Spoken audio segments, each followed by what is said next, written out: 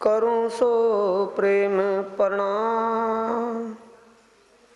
अशुभ हरण मंगल करण धनि श्री देव चंद्र जी नाम। श्री प्राणनाथ निज मूलपति श्री महिर राज सुनाम। तेज कुंवर श्यामा युगल पल पल करूं प्रणाम। प्रथम लागू दो चरण को धनिए ना छुड़ाइयो खिन्न। लाख तली लाल एडिया मेरे जीव के ऐही जीवन। इन पाँव तले पड़ी रहूं धनी नजर खोलो बातुन। पलना वालों निरखो नेत्रे मेरे जीव के ऐही जीवन। धनी जी मेरे जीव के तो ऐही जीवन। बोलो श्री प्राणनाथ प्यारे की, श्री सद्गुरु महाराज की प्रणाम।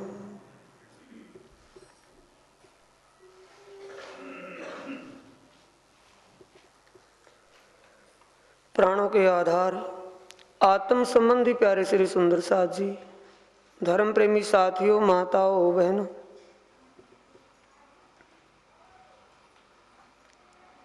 पूर्ण ब्रह्म सच्चिदानंद अक्षरातीत श्री राज जी महाराज जी के हुक्म और सतगुरु कृपा से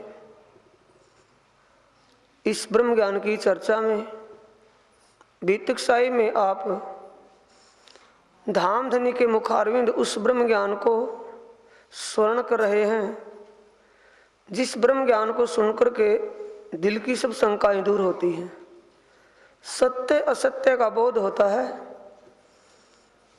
जीव को आत्म ज्ञान होता है, आत्म पर आत्म को देखती है और पर आत्म परमात्मा से आनंद विलास करती है। ये ज्ञान, ये जिक्र आप इस सभा, इस चर्चा में सुन रहे हैं। इस ज्ञान की चर्चा में श्री प्राणनाथ जी आखिरी जमाने के खाविंद विजयाभिनंदन बुद्ध निष्कलंक अवतार इस स्वप्न रूपी भरम रूपी खेल में आई ब्रह्मात्माओं को इस भरम भूल से निकालने के लिए, भटकती हुई आत्माओं को सत्य का बोध कराने के लिए दुनिया में अपने आनंद अंग श्यामा जी महारानी को अपना आवेश देकर सतगुरु का रूप धारण करके यहाँ भेजा है। और उस स्वरूप से कैसे उन ब्रह्मात्माओं को जगा रहे हैं। इस जागनी के दौर में, जागनी अभियान में श्री प्राणनाथ जी उदयपुर में पहुंचे हुए हैं। और उदयपुर के राजा राणा राज सिंह राज करते थे उस वक्त। राणा राज सिंह श्री प्राणनाथ जी के बारे में परिचित नहीं थे, समझ उनको नहीं थी। भरम का खेल है सुंदर साथ जी, तन दिखता है, स्वरूप दिखाई नहीं देता, रूप को देख करके पीछे होते हैं। ऐसा ही राणा राज सिंह अपने कुल पुरोहित, जो दरबार के पुरोहित थे, उन पंडितों के कहने से भ्रमित हुआ, श्री प्राणनाथ जी के स्वरूप की पहचान नहीं कर पाया। उदयपुर की श्री प्राणनाथ जी के जागने अभियान की रिपोर्ट इनके विषय में, श्री प्राणनाथ जी की जानकारी के विषय में औरंगजेब बादशाह को उदयपुर के पठान लोग, मुसलमान श्री जी के बारे में शिकायत करते हैं कि वैरागी यहाँ आए हुए हैं। अब वैरागियों का, इन प्राणनाथ जी उनकी जमात का आय का पता दिल्ली में औरंगजेब बादशाह को जब पता चला, वो अपने एक अधिकारी मथुरिया को नोटिस देकर के भेजता कि उदयपुर के राजा राणा राज सिंह को कहो जाकर के या तो वो मुसलमान हो जाए, मुख से कलमा बोल दे, मैं 5 परगने उसको ज़मीन दूंगा, 5 स्टेटों का, 5 राज्यों का मालिक बना दूंगा। अगर वो मुख से कलमा नहीं कहता, मुसलमान नहीं बनता, दीन इस्लाम में नहीं आता, तो हम युद्ध करेंगे। दोनों में एक बात जो भी इसको मंजूर हो, खबर लेकर के आओ। उदयपुर के राणा राज सिंह इस बात पर नोटिस जब उनको मिला, सूचना मिली, तो नाराज होते हैं बादशाह की इस करतूत पर कि जब तक दम में दम है, मुख से ना तो कलमा कहूँगा, ना मैं मुसलमान बनूंगा। ऐसे में जब सेना लेकर के अपने एक सेनापति को बादशाह औरंगजेब ने भेज दिया,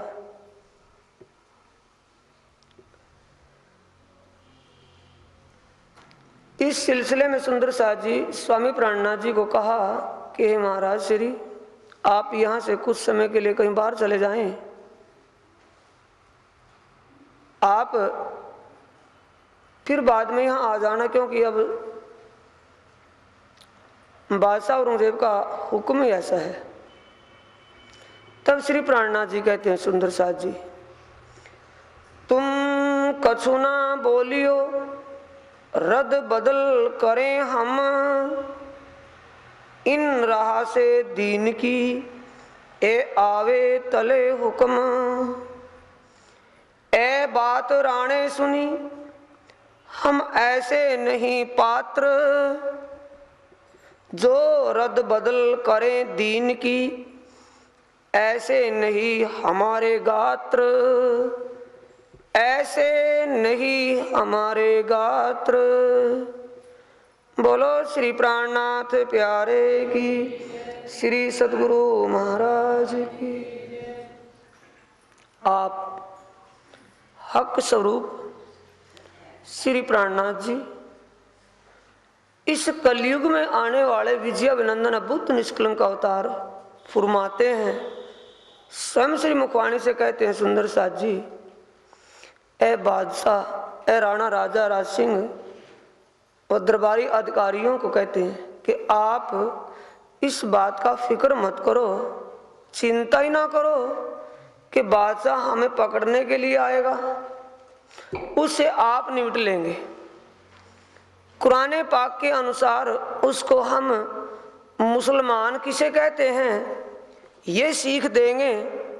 जब वो स्वयं ही मुसलमान नहीं, औरों को क्या बनाएगा?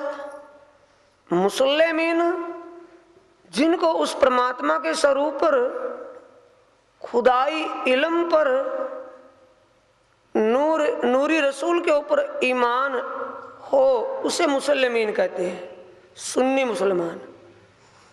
उस समय परमात्मा की अमृत सूरत जुबान से कह करके बेसबी बेनमून कहता है, खुदा की सूरत, कलमा कहता है खुदा की सूरत है, और मानता नहीं। जब वो कलमे को नहीं मानता, कौन कहता उसे मुसलमान है? आप निपट लेंगे, इस प्रकार की कोई चिंता करने की जरूरत नहीं आपको। अब ये बात जब राणा ने सुनी, दरबारी अधिकारी ने आकर कहा कि राणा जी, फकीर तो बड़े एक अड़ियल है, हट्टी है, मानते ही नहीं। मानते नहीं तो राणा राज सिंह कहता है कि हमारे अंदर अज्ञान कहाँ है, हम ऐसे नहीं पात्र। वो ज्ञान हमें नहीं, कुरान के विषय में उससे कोई वार्तालाप कर ले, किसी बात कुरान की एक बारीकी गहराई को उसको समझा दें, ये हमारे अंदर वो अकल, वो बुद्धि नहीं है।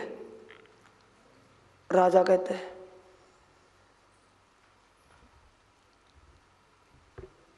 जो रदल पदल करें दीन की, धर्म के विषय में उससे कुछ बातचीत कर लें, ये हमारे अंदर शक्ति नहीं, वो ज्ञान हमें नहीं, ऐसे नहीं हमारे गात्र, और हमारे अंदर वो सामर्थ्य भी नहीं कि हम उससे युद्ध भी कर लें। दोनों शक्ति से बाहर है, ज्ञान भी नहीं, ताकत भी नहीं, इसलिए हम उससे नाकाम हैं, उससे बोलने और लड़ने में। हमसे बोझ पातशाहों का क्यों कर उठाया जाए, हमसे बोझ पातशाहों का क्यों कर उठाया जाए। और कम कर दे। हम सुनत बात डरते हैं, ए हमसे ना होए उपाय। सुंदर सा जी पिछले वाले बताएं कि आपको सही सुन रहा, पीछे आवाज सही सुन रही, आवाज गूंजती तो नहीं, घूमती तो नहीं। बोलो श्री प्राणनाथ श्री सतगुरु महाराज की। श्री प्राणनाथ जी कहते सुंदर साथ जी, राणा राज सिंह कहते हैं कि हमारे अंदर वो ना तो शक्ति लड़ने की उनके साथ, क्योंकि चक्रवर्ती बादशाह थे, ना हमारे पास वो ज्ञान की बात ही कर लें, ना भुजा बल ना ज्ञान का बल। और तीसरी बात, हमारे अंदर इतनी भी सामर्थ्य नहीं कि उसकी इतनी भारी सेना यहाँ आकर के बैठेगी, उसकी खिदमत, उसका खर्चा, उसकी सेवा के लिए कुछ हम कर पाए। ओ हजारों हजारों की सेना लेकर के आएगा, इतनी हमारी आबादी भी नहीं, तो कैसे हम उसका पूरा करेंगे। इसलिए हमारे बस से बाहर है। सारी बातों का एक ही निचोड़, आप यहाँ से चले जाएं, बादशाह हमारे साथ कोई लड़ने का नहीं, हमें किसी प्रकार की परेशानी नहीं। तब हजूर दज्जाल था। सुंदर शाह जी आपको पता चल गया दज्जाल किसे कहते हैं? कलयुग। कलयुग कोई दीवारों में बढ़ के थोड़ी बैठेगा। इंसान के अंदर आत्माओं का वास है, तो ब्रह्म का वास कहाँ होगा? तन में आएगा। जिस तन में, जिस दिल के ऊपर बात उल्ट पुल्ट उजरेंगी, आप डूबा पड़ा हो औरों को खींचे वहीं, उसे कहते हैं दज्जाल का रूप। गुमराह करना, सत्य से भटकाना दज्जाल का काम होता है। दज्जाल नामा किताब में स्पष्ट लिखा हुआ है कुरान पाक के अंदर। रसूल मोहम्मद के यारों के पास जब रसूल और उनके यार बैठे थे, दज्जाल आकर के खड़ा हो गया। रसूल को पता था ये दज्जाल है। अपने यारों से पूछा, अपने साथियों से कहा, रसूल ने, ये कौन आ गया भाई? पता नहीं, कि पूछ लो कौन है। पूछा कि तुम कौन हो? कि मैं दज्जाल हूं। दज्जाल हो आप, किससे खुश किससे नाराज हो? कि खुश तो मैं सारी दुनिया से हूं, नाराज इससे हूं जो तुम्हारे पास बैठा है। रसूल, आप को किसी का डर है कि इसी का डर है? क्यों? कि परमात्मा के सच्चे रास्ते पर दुनिया को लगा देगा, भटकाऊंगा किसको? फिर जिसको मैं भटकाता हूं उसको ये सीधा करता है। अब तो आ गया हो समझ में, ये दज्जाल का काम है। ये पहचाना दज्जाल कहाँ बैठा होता है। दज्जाल कहाँ बैठा था? जो दरबारी उनके कुल पुरोहित थे, कुल गुरु कुल पुरोहित थे, उनके दिलों में दज्जाल बैठ गया। क्या कहता है? सो निंदा करने लगा जोर। क्या कहते हैं दरबारी गुरु कुल पुरोहित? राजा, हमने आपको पहले सूचित कर दिया था, आपको सूचना दे दी, समझा दिया था अच्छी तरह कि जब तक ये महाराज इस नगरी से जाएगा नहीं, आपके इस राज्य से निकलेगा नहीं, तब तक ये आपत्तियां आती रहेंगी। देखते रहो, अभी तो शुरू हुआ मामला, आगे कितनी आपत्तियां आएंगी। यानी बात ठोक पीट करके ऐसी जमा दी राजा के दिल में कि राजा भी और हो गया। हम आगे ही तुझसे कही, वे करने लगे शोर। ओ करने खुल की बात है, हमने पहले ही आपको कहा था, वो ही कुल पुरोहित शोर मचा दिया। अब राजा को कहने की बात ही नहीं मिल रही है कि वही सारी बात जैसे मुझे इन्होंने सुझाव दिया था वैसा ही हो रहा है। निकाल छोड़ो इनको, कोई कहे लूट ले हो तुम, तब राणा सुनता है पर कछु ना किया हुक्म। कोई क्या कहता है कि भी इनको निकालो, छोड़ो, निकाल दो यहाँ से, कोई दुख आपत्ति आएगी नहीं, और निकलेंगे तो है ही, पर इनके पास जो है वो भी छीन लो। वैरागियों के पास धन बहुत रखते हैं, इनको लूट लो, क्या बिगड़ेगा? इनको लूट लेंगे तो अपने काम आएगा खर्ची में, बाकी ये चले तो जाएंगे। पर कछु ना किया हुक्म। पर राजा को इस बात के विषय में कुछ हाँ या ना नहीं कही। लूट लो या भगा दो, लूटने और भगाने की बात में कोई जिक्र नहीं किया। राणा भीमसेन पासे था, इन सुनी बातें कान। पास में ही राणा राज सिंह के पास उसका वजीर भीमसेन बैठा था। भीमसेन ने उस बात को सुन लिया। राजा के वजीर भीमसेन ने इस बात को सुन लिया, लूटने पिटने की बात को। इन ठोर वैरागी लूट ले होगे तो हम होए बदनाम। राणा जी से कहते हैं, वजीर कहता है राजा को कि हे राजा, अगर आपके दरबारी जो एक कुल पुरोहित कह रहे हैं और आयरा गहरा बहुत सारे कह रहे हैं जो आपको, क्या आपकी नीयत, आपका दिल भी यही मानता है कि इनको लूट ले? राजा कहता नहीं, मेरा दिल नहीं मानता। ठीक है, आप अगर ऐसा कर लोगे तो वैरागियों के लूटने की हमारी बदनामी पूरे देश में फैल जाएगी। हमें कोई मात्रा नहीं देगा कि भाई वो गए गुजरे, वो फलाना गया गुजरा राणा राज सिंह दरबार में आए वैरागियों को लूट लिया था जिसने, इतनी भूखमरी मर गई उसके पास। इसलिए ऐसा कदम नहीं उठाना कि नहीं, मैं उठाऊंगा ही नहीं। भेज दिया कोतवाल को, तुम विदा हो 4 दिन। अपने एक कोतवाल, जो एक वरिष्ठ कोतवाल था, थानेदार को, दरोगा को भेज दिया कि जाकर के उस वैरागी को कह दो भाई यहाँ से अपना डेरा कूच कर दे कुछ समय के लिए। 2-4 दिन की बात है, फिर सुख शांति हो जाएगी, आ जाए। सब सुख समाधान होगी, फिर आइयो साधु जन। जब सुख शांति हो जाएगी, हर प्रकार की जो ये आपत्ति बादल छाए ये दूर हो जाएंगे, फिर आ जाना, हमें कोई दिक्कत नहीं। ऐसा कह करके अपने कोतवाल को श्री जी के पास भेज दिया। लश्कर चारों तरफों दज्जाले फैलाया चौफेर, पावे ना कोई निक्ष ने बड़ा जोर किया शोर। औरंगजेब बादशाह ने उनको नोटिस भेजते ही युद्ध का ऐलान देकर के अपनी सेना को भेज दिया। काफी मात्रा में सेना उदयपुर के चारों तरफ फैल गई।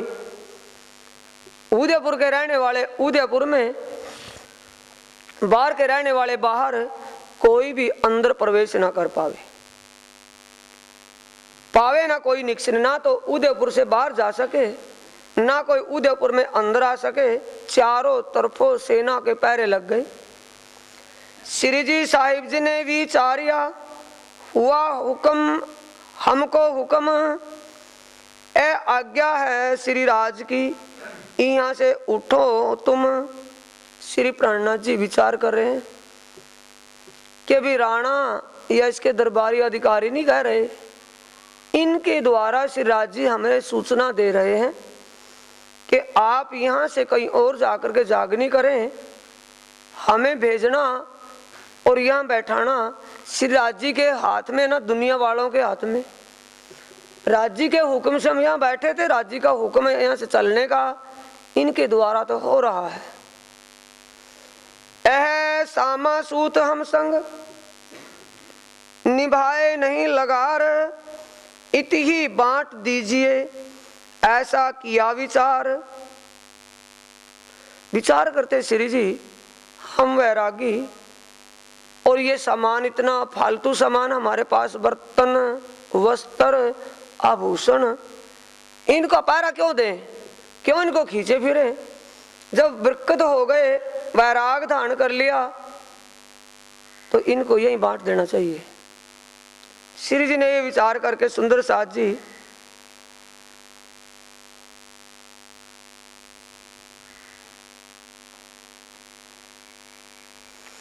इन समय महासिंह करने आया दीदार, पहनाया सिरोपाव इनको, अब तुम हो जो खबरदार। इसी सिलसिले में महासिंह एक सुंदर साथी भी थे, वहां उन्होंने वाणी सुनी थी श्री जी की। वाणी सुनकर के उनको कुछ समझ और पहचान विश्वास भाव बना था, वो आ गए। दरबारी अधिकारी था। महासिंह को श्री प्राणनाथ जी ने सिरोपाव पहनाया सिरोपाव इनको।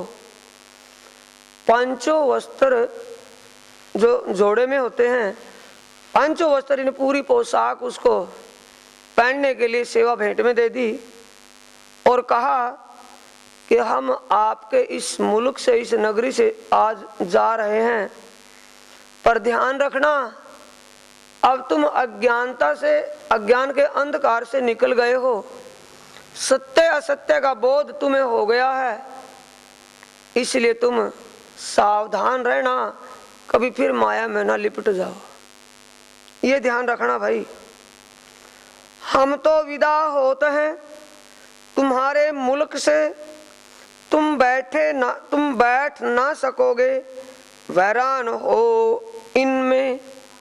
श्री प्राणनाथ जी महासिंह उस अधिकारी को कहते हैं, अपने सुंदर साथ को, कि ठीक है भाई, श्री राज जी का हुक्म ही ऐसा जब हो गया, हम तो आपके इस देश को, इस राज्य नगरी को छोड़ करके जा रहे हैं, लेकिन कुछ समय के बाद यहाँ आपत्तियों के बादल छा जाएंगे, नगरी का सत्यानाश महानाश हो जाएगा, वैरान हो इनमें।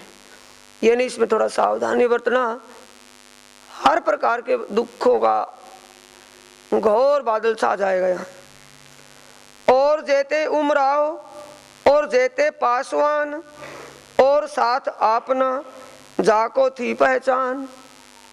कुछ सुंदर साथ उमराव दरबार में रहने वाले जो विशेष अधिकारी थे, और पासवान जितने वहां सेवादार थे दरबार में, और साथ अपना, और जितने अपने सुंदर साथ थे, सुंदर साथ दरबारी अधिकारी और सेवादार जितने वहां थे दरबार के अंदर, उन सबको श्री प्राणनाथ जी ने, जिनको श्री प्राणनाथ जी की पहचान हो गई थी, सुंदर साथ उनके चरणों में आ गए थे, जुड़ गए थे उनसे, उन सबको, दरबारी अधिकारी व सेवादारों को, तिन सबों को सिरो पाओ घरों दिया पहुंचाए, निर्गुण भेग पहरन का मोमिनो दिया बताए। स्वामी जी कहते सुंदर साथ जी, जो साथी वहां श्री जी की पहचान करके उनके चरणों से जुड़े हुए थे, वो तो थे ही, बाकी और सुंदर साथ जो मौके पर नहीं थे, उनके घर पहुंचा दिया वस्त्र और आभूषण या बर्तन भांडे जो भी सामान था। पहने चीरक वस्त्र सब सरगुन दिया डार, जितना भी शाही पोशाकें थी, रेशमी वस्त्र थे, बढ़िया बढ़िया पोशाकें थी, सबको बांट दिया, निर्गुण रूप धारण कर लिया। हुए चलने को तैयार, छोड़ा कार व्यवहार। कार व्यवहार क्या छूट गया? उदयपुर में जो जागनी का दौर चला हुआ था, वो तो उदयपुर का जागनी का तो बंद हो गया। श्री प्राणनाथ जी वहां से आगे चल दिए, वहां का तो बंद हो गया, आगे चल दिए।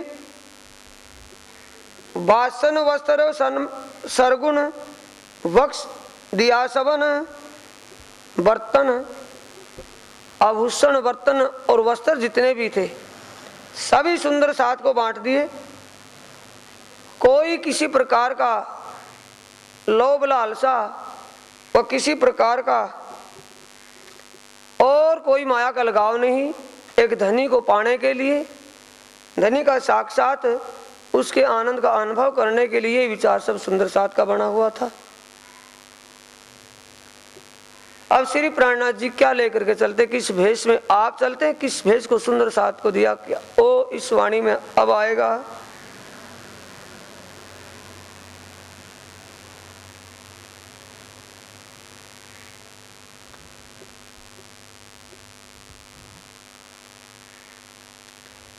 तुम्बा कुबड़ी गोदड़ी ए भेक पहना मोमिन। श्री प्राणनाथ जी ने और उनके साथियों ने पानी के लिए घिया तुम्बा, उसमें पानी करमंडल की जगह, कुबड़ी और गोदड़ी, ये श्री प्राणनाथ जी गोदड़ी कई तरह के कपड़ों की एक हाथ से सिली हुई टांकियों की, समझो कई तरह कपड़ा गोदड़ी भरवा ली, जरूरत पड़े उसको बिछा ले, जरूरत पड़े उसको ओढ़ ले, ये सब सुंदर साथ का भेष। अब कहूँ साथ उदयपुर का, जिन सौंपी आत्म, आए दीन इस्लाम में सिर चढ़ाया हुक्म। जिन सुंदर साथ ने उदयपुर में श्री जी के स्वरूप की पहचान कर उनके चरणों में ईमान लेकर के श्री प्राणनाथ जी से अपना संबंध जोड़ा, उदयपुर में उनके कुछ एक का नाम बताया है। एक तो लादू मसानी और अमरा जी नाम, और आया देव जी हर सुंदर आया इस्लाम। ये सब सुंदर साथ शुद्ध सनातन धर्म श्रीनिधन संप्रदाय में आकर के जुड़े। और भाई मंगल जी और आया गिरधर, गहला मन्ना हिम्मत ए आए मोहब्बत पर। सुंदर साथ के नाम हैं, कई सारे सुंदर साथ है। सुंदर साथ जी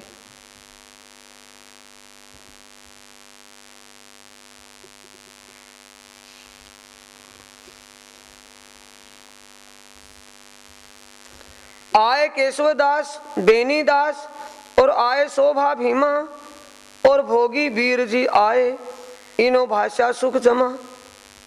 ये सब सुंदर साथ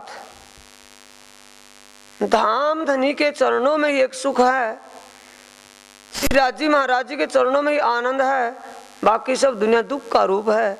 ये विचार ये समझ इनकी बनी तो श्री जी के चरणों में आ गई। और आए प्रेमदास जगन्नाथ, और पीछे आए लक्ष्मीदास, और सोनी नारायण ले धाम धनी की आस। श्री प्राणनाथ जी के चरणों का आसरा लेकर के धनी श्री जी के चरणों से जुड़े ये इन साथियों के नाम जिनके बताए। और साथ समस्त में एक भाई वासुदेव, इनकी माता सहुद्रा प्लेवास में पाया भेव।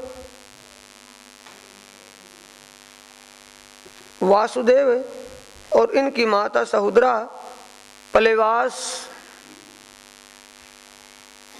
में पाया भेव। श्री प्राणनाथ जी की पहचान और समझ करके ये पलावेश रहने वाले प्लेवास जाति एक सुंदर साजी धर्म से संबंधित है, ये भी श्री प्राणनाथ जी के चरणों में पहचान करके आए। मोटी बाई कुंजाबाई कमलाबाई नाम, और खुशहाली कही ए आए ठाम।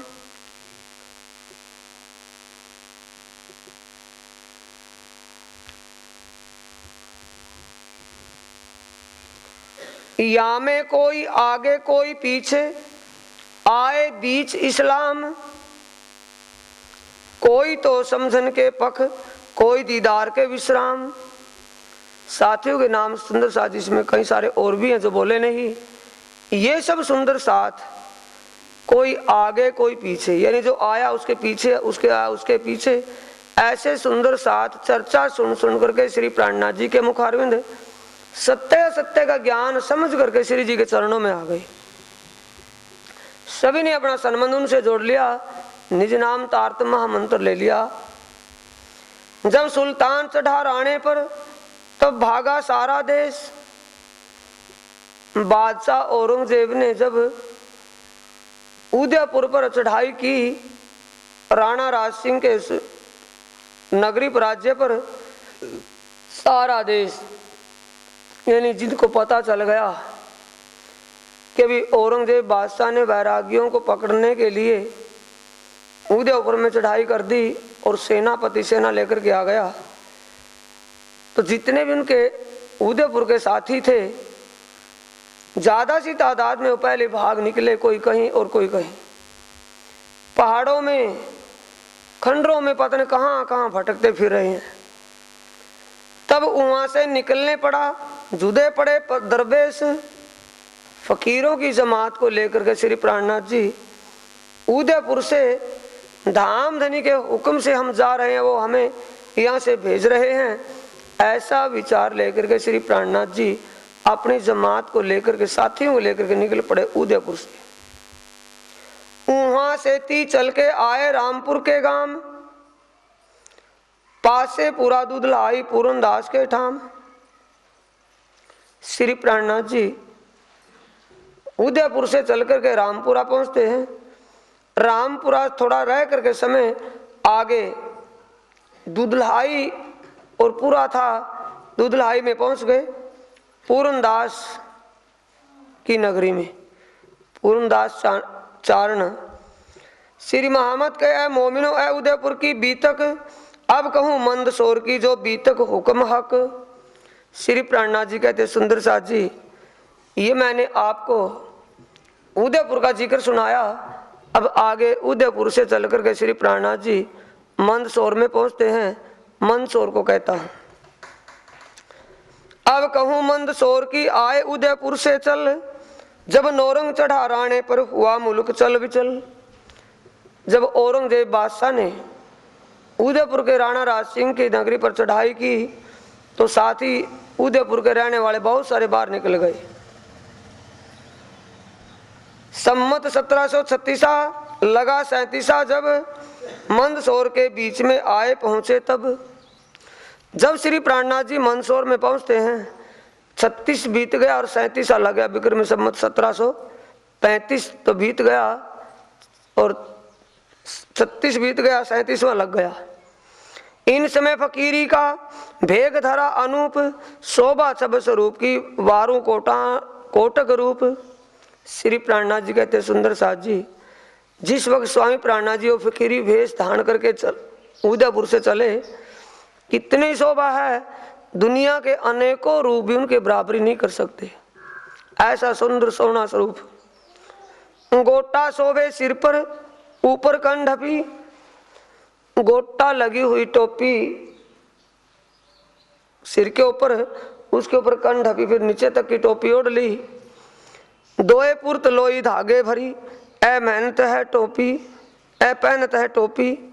श्री प्राणनाथ जी ने दूरे धागे की कश्मीरी लोई गरम चादर वो साथ में ओढ़ने के लिए ले ली।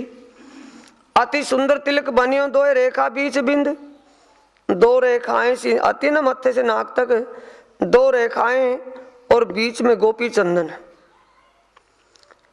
गोपी चंदन सुपेत का मुख शोभित मानो चंद, कैसा सुंदर लगता है, मानो मुख शोभित मानो चंद, जैसे चंद्रमा सुशोभित हो रहा हो। चंद्रमा जैसा चेहरा श्री प्राणनाथ जी का, गोपी चंदन का सफेद तिलक, 2 डोरियां सी खींची हुई, ये शोभा श्री प्राणनाथ जी की। जे स्वर्ण शोभे कानों मिने, 2 बाले कंचन के।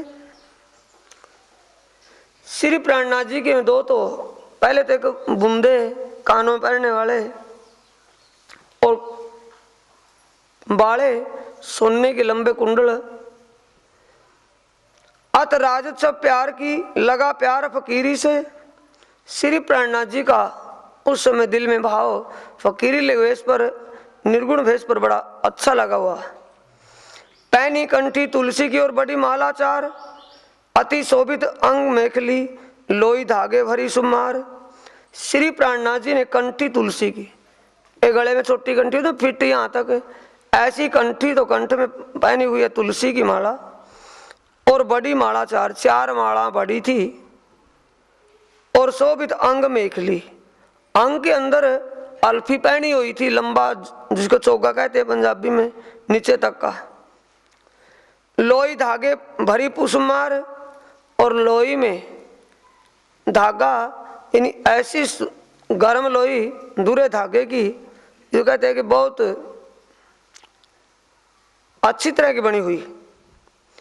और गोदड़ी ओढ़न की हाथों लई बनाए, ओढ़ने के लिए रजाई हाथों से बनाई थी गोदड़ी। शैली सुमरनी मुतका अंग शोभित है ताए।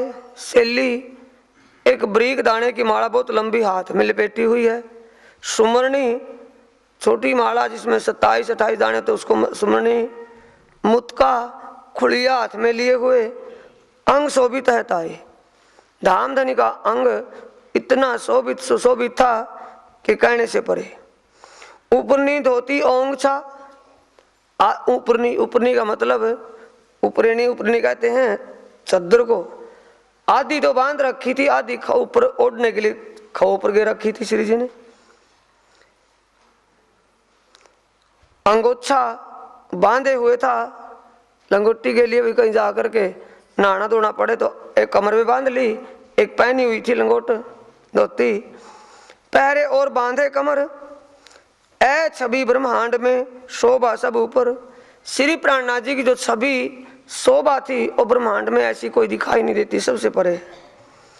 एक पात्र तुम्बे का और तुम्बा कमर, साज सबे झोली मीने, राखत कांध ऊपर, कंधे पर सारा सामान झोली में डाल करके झोली को कंधे पर रखा हुआ था। मर्जिया कपड़ा बदलिए, मर्जिया बिछा लिया उसको। पहनी पाँव में पनही चल चटकनी चाल, पाँव में क्या पहना हुआ है? पनहनी, पनही, पनही का मतलब खड़ाऊं। संग कहते मोमिन चल तो हो तो खुशहाल, बहुत से सुंदर साथ बड़े खुश मिजाज से श्री प्राणनाथ जी के साथ साथ चलते हैं। श्री जी बीच में, आगे पीछे दाएं बाएं सुंदर साथ। सबों ने भेक पहनिया देख अपने साहिब, सभी सुंदर साथ ने अपने धनी अपने खसम के उस भेष को देख करके वैसा ही भेष अपना धारण कर लिया। चा खेल देखने की हुई बड़ी खुशहाली तब, चा किस बात की थी? खेल देखने की हुई बड़ी खुशहाली तब।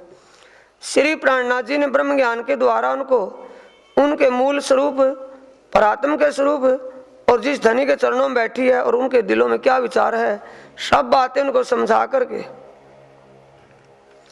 उनको खुशहाली का मतलब उनको ये होश आ गई कि शरीर छूट जाएगा, मिट्टी में मिल जाएगा, जीव योग माया में अखंड हो जाएगा और आत्म पर आत्म में जाग जाएगी। रहा बीच रामपुरा, श्री बाई जी भेख बनाइया शोभित है निर्गुण, बाई जी महारानी ने भी निर्गुण भेष धारण कर लिया। साज फकीरी राखत जंग दज्जाल से करे मोमिन, साज फकीरी राखत, सभी सुंदर साथ ने फकीरी साज फकीरी भेष धारण क्यों किया? कि माया के रूप में दिख पड़े। जंग दज्जाल से करे मोमिन, दज्जाल क्या सुंदर साथ जी? अंदर के विचार और वृत्तियां, अंतस्करण के गुण और इंद्रियों के आकर्षण, सुंदर साथ अपने आप उनके आकर्षण से वापिस खींच रहे हैं, लेकिन वो उनके अपनी तरफ खींचते हैं, दुनिया की तरफ। स्वामी श्री प्राणनाथ जी को वैराग उत्पन्न हुआ था। रहा बीच रामपुरा आती निकट चारण का गांव, रामपुरे के पास ही चारण पूर्णमल चारण का गांव था। ता उठाई हवेली लगे ईंट पारने के काम, सुंदर साथ ने वहां हाथों हाथ पत्थरों को तोड़ करके पत्थरों की हवेली तैयार की। बनाए ठाडी हवेली करी स्वरूप रहे तीन में, हवेली किन के लिए की? लेडी सुंदर साथ के लिए। स्वरूप दे लेडी सुंदर साथ को कहा, लेडी सुंदर साथ के लिए एक हवेली तैयार कर दी पूर्णमल चारण के पास ही गांव में। पूर्णमल चारण वह गांव था उनसे, वो गांव पूर्णमल चारण का गांव था। रही उनकी माता खिदमत में करे उपली पहचान, इनके स्वरूप देख के उपला था ईमान। कौन सा ईमान था सुंदर साथ जी? दिखावे का ईमान, उपरला ईमान। कितनी पहचान हुई कि महाराज जी बहुत पहुंचे महाराज हैं, इनकी इतनी जमात इनके साथ है और भी साथी यहाँ वहाँ रहते होंगे, ऐसे भाव से उसने बड़ी सेवा की। जब दज्जाल ने जोरा किया दिल बैठा बहरी साल, दज्जाल ने जोरा किसके दिल पर किया? बहरी साल के। बहरी साल कहाँ बैठा था? अपने दरबार राज दरबार में। उसको भेद हो गया श्री प्राणनाथ जी बहुत सा धन लेकर के और फकीरी लिवेश में घूम रहे हैं, ऐसा भाव लेकर के वो आए उस पूर्णमल चारण के घर। वह भाई राजा का था, हुआ दज्जाल का हाल। भाई किसका भाई? राणा राज सिंह का भाई। बुरी नजर करी साथ पर लूट लेऊं फकीरन, लूटने का विचार कर लिया। तब चारण के घरों गए फरियाद करी मोमिन, पूर्णमल चारण के घर पता करते करते चले गए कि कहाँ स्वामी जी के पूर्णमल चारण के। यहाँ पहुंच गए वहां और क्या कहते हैं? बहरी साल, अगर आप किसी प्रकार, आपसे हमारी ये प्रार्थना है कि इन महात्माओं को हम लूटना चाहते हैं, इनके पास धन है जो उसको छीनना चाहते हैं, आप इनकी मदद मत करना, हमारी ये आपके चरणों में प्रार्थना है। तब चारण की माता ने बांधी जोर कमर, इन वैरागियों सामी देखे मारूं तीनों खर। श्री जी कहते हैं सुंदर साथ जी, ऐसे माहौल में पूर्णमल चारण की जो माता थी उन्होंने सेवा की थी श्री जी की। सेवा के फल से उसके अंदर भाव जागृत हो गया। कहती हैं कि भाई ये महाराज तूने कहाँ देखे जो इनके पास धन बताता है? कि हमारे गांव में गए थे, अब वहीं से आए हैं। तेरे गांव में गए थे या कहीं और से आए? कि नहीं, हमारे गांव में गए थे। अगर तुम्हारे गांव में गए, तुम्हारी नगरी में गए, तो तुमने इनको वहाँ क्यों नहीं लौट लिया? तुम हमें बदनाम करवाने के लिए यहाँ इनसे लूट मार लूट छीन करोगे, ये अच्छा नहीं होगा। अगर तुम ऐसा नहीं करोगे, लठ उसके हाथ में रहता, बुढ़िया थी, लठ मेरे हाथ में है, मैं तुम्हें जितने लंबे हो उतने चौड़े कर दूंगी मार मार के, जिंदा नहीं छोड़ने की। या तो मैं मरूं तिन पर हत्या देऊं उन, इनसे बुरा क्यों देखे मेरे घर आए साधुजन। बुढ़िया कहती है चारण, पूर्णमल चारण की माता जी, या तो मैं इन वैरागियों के हाथ अपना जीवन अंत कर लूंगी, पाप इनको लगेगा आत्महत्या का, इनसे बुरा क्यों देखे। मेरे घर आए इन महाराज को अगर कोई बुरी दृष्टि से देखेगा तो मैं उनको खत्म कर दूंगी, जान से मार दूंगी। बुढ़िया की ऐसी हिम्मत देख करके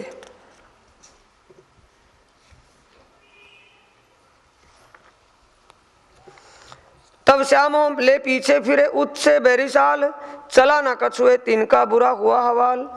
बैरिसाल अपना समूह लेकर के शर्मिंदा होकर के वापिस अपने नगरी चला गया।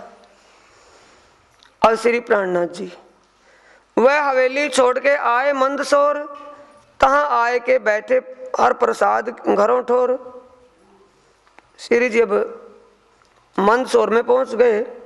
हर प्रसाद एक सुंदर साथी थे उनके घर। तहां पातशाही लश्कर रहे मंदसौर के गिरदवाए, गावत सनंदे तहां बैठ के कोई कोई सुनने को आए। श्री प्राणनाथ जी मंदसौर में पहुंच गए और मंदसौर के चारों तरफों छावनी पड़ी थी सेना की। सेना की छावनी ने सबको घेरे में दे रखा था। श्री प्राणनाथ जी जैसा माहौल देखते वैसा ज्ञान सुनाते हैं। जो वहां मुसलमान भाई आते थे उनको सनंद विनायक मोहम्मद और अफसो कहाँ है मोहम्मद को सुनाते थे। अनेक सनंदे गा करके सुनाते थे। इत सुनने को आवत पठान दौलत खान, सुन सनंदे घायल भया भला लया ईमान। बोलो श्री प्राणनाथ प्यारे की, श्री सतगुरु महाराज। दौलत खां पठान श्री प्राणनाथ जी की श्री मुखवाणी को सुन करके गदगद हो गया। भला ले आया ईमान, पूर्ण विश्वास हो गया श्री प्राणनाथ जी ही विजय अभिनंदन बुद्ध निष्कलंक अवतार हैं, यही आखिरी इमाम मेहंदी साहिब हैं। पूरा विश्वास आ गया। और शेर खान कोहटी सुनी सनंदे कान, संकेत एक पठान तभी लाए ईमान। कई सारे पठान जो बारात में आए हुए वहाँ या वहाँ के रहने वाले, उन सभी मुसलमानों ने सुन करके श्री प्राणनाथ जी के स्वरूप पर ईमान लेकर के अपने आप उनके चरणों में फिदा किया हुआ था। विनायक मोहम्मद की सनंद पड़ी जब, दौलत खान पठान को जोश आया तब। कई सारे सुंदर साथ मुसलमान थे, श्री प्राणनाथ जी के चरणों में आए। श्री प्राणनाथ जी उनसे बात कर रहे थे, विनायक मोहम्मद आदि की सनंदे सुना रहे थे। दौलत खान को पठान आया, विनायक मोहम्मद है और ना काढ़े बोल, फेर ऐही काढ़त मुख खोल। क्या कहता दौलत पठान कि तुम ही वो रसूल की हकी सूरत हो, तुम ही आखिरी इमाम हो, तुम ही मुहद्दिस साहिब हो।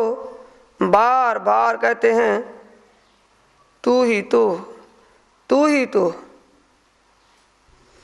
कृपा राम इत आया तहाँ पाती ले पुकार, उदयपुर का साथ पहाड़ों में ने हुआ विलाप करनहार। कृपा राम जी उदयपुर से चल कर के आए। सुंदर साथ जी क्या सूचना लेकर के आए? जो सुंदर साथ औरंगजेब बादशाह ने युद्ध के लिए ऐलान कर दिया, अपनी सेना को भेज दिया और सुंदर साथ को यातनाएं मिली, यानी आप पहाड़ों में खंडरों में धक्के भटकते फिरे, धक्के खाते फिरे। उसी रिपोर्ट को कृपा राम जी ने श्री प्राणनाथ जी को दे दिया। अब श्री प्राणनाथ जी चिट्ठी पढ़ते हैं। विलाप इनका सुन के दिल में हुआ दर्द। श्री प्राणनाथ जी के दिल में बड़ा दुख हुआ इस बात का कि इन साथियों को बिना आई यहाँ भी फंसना पड़ा, या बिना आई मौत इनके गले में गिरी। मौत दरगाह बीच करके पुकार करी मोहम्मद। श्री प्राणनाथ जी की हक, उस श्री रसूल साहब के हक की सूरत श्री प्राणनाथ जी ने धाम धनी को अपने दिल में निहारते हुए उनके चरणों में प्रार्थना करती है इंद्रावती कि हे धाम धनी, इस ब्रह्मांड का प्रलय कर दो। अब ये ब्रह्मांड हमें सुहाता नहीं, ये हमें रुचता नहीं, ब्रह्मांड का प्रलय कर दो। इतना विचारते इंद्रावती के जबराइल फरिश्ते ने जोरा किया तो सुंदर साथ जी 5 प्रकरण उतरते हैं। 5 कीर्तन करके फिर दाखिल किए कलाम। कीर्तन की वाणी में सुंदर साथ जी 35वां प्रकरण है। स्वरूप साहिब के अंदर कीर्तन किताब का 35 प्रकरण से 40 प्रकरण तक ये विरह रस के प्रकरण आते हैं। इंद्रावती ने धनी के चरणों में विरह किया। विरह के बोला सुंदर साथ जी, उसका हिंदी खुलासा कि हे धनी, आपने जो इस माया के खेल को यहाँ दिखाया, अगर आप पहले कह देते हम इसको कभी देखने के लिए नहीं आते। बात रही आप हट्टी हो, जिद्दी हो, आपको यही तो कहना है कि हार जीत की बात है। हम हारे हारे, छुपाई में लिखा हारिया हारिया हारिया। आप यही तो मानते हो कि हम हार गए, आप जीत गए। आपके कहने से पहले हम कहती हैं हम हारे हारे हारे, आप जीते जीते जीते। ये हम वहां भी कह देते। पर धनी जो माया में इन आत्माओं की ये गति की आपने, ऐसा इनको भटका दिया, इसकी बजाय तो आप अगर परमधाम में अग्नि लगा करके जलाते, किसी प्रकार की यातना देते, वो आपके द्वारा तो थी। लेकिन ये यातनाएं जो मिली इनको, ये अच्छा नहीं, इसलिए ब्रह्मांड प्रलय हो जाए तो ठीक है। तब लाल की सोबत से बातें हुई इस ठाम, ऐ किस्सा कुरान का करो हमारा काम। बोलो श्री प्राणनाथ श्री सतगुरु महाराज की।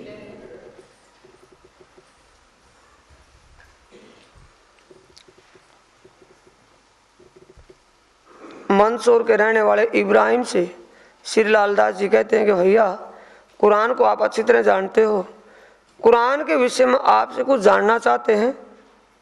हमारा काम भी बन जाएगा अगर आप समझा करके कहोगे। एक किस्सा कुरान का करो तो हमारा काम। कुरान पाक का एक किस्सा, एक जिक्र है, उसको आप हिंदी टीका करके विवेचन करके उसका बता दो, हमें भी सुख मिलेगा। तब उनने उतराइया सूरत एक कुरान, 3 में केतिक आयते श्री जी ये सुनी कान। तब उनने उतराइया सूरत का एक कुरान।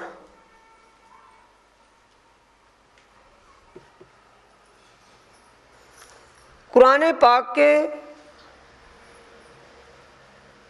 एक सिपारे के एक सूरत को बोला, सुनते ही सुख उपजिया या में बात हमारी सब। सुंदर साथ जी कुरान पाक का सिपारा 30वां सिपारा, और 30वें सिपारे में 36वीं सूरत है इन्ना इंजुलना सूरत। इन्ना इंजुलना सूरत में रूए तरवी फिलैलतु महराज शब्द आते हैं। लैलतुल कदर की 3 तकरारों की 3 लीला, ब्रज रास और जागनी, और परमधाम वापस लौटने तक का जिक्र उस किताब के अंदर है। सो उतरावे तब तुमको तो बड़ा होवे काम अब, तब उन सो बातें करी कहे मैं करा उतराऊं कलाम। जो उतरावे तुमको तो बड़ा काम होए अब। भाई तेरे को मेहनतनामा मिलेगा, तेरी जो मेहनत होगी उसके पैसे मिलेंगे, पर तू हमारा ये काम कर दे।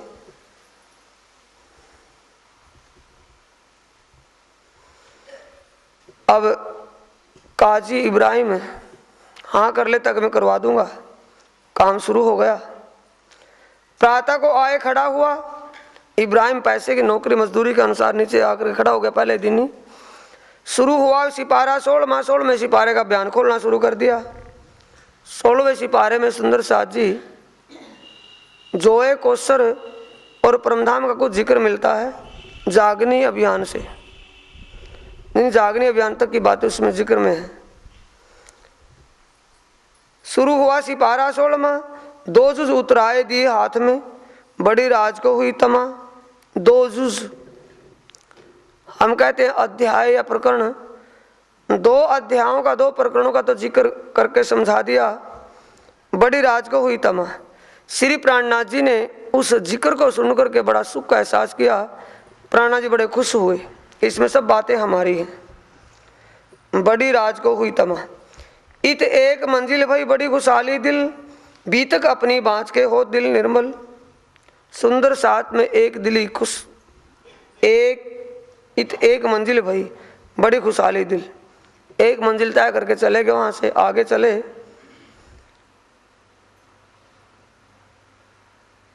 इत एक मंजिल भई बड़ी खुशहाली दिल, बीतक अपनी बाँच के हो दिल निर्मल।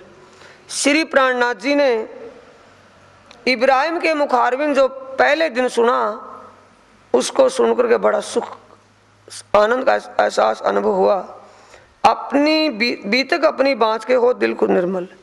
श्री प्राणनाथ जी ने अपनी ही बीतक जब कुरान पाक में लिखी देखी, बड़े खुश हुए कि हिंदू और मुसलमान सबको समझ में आएगा ज्ञान।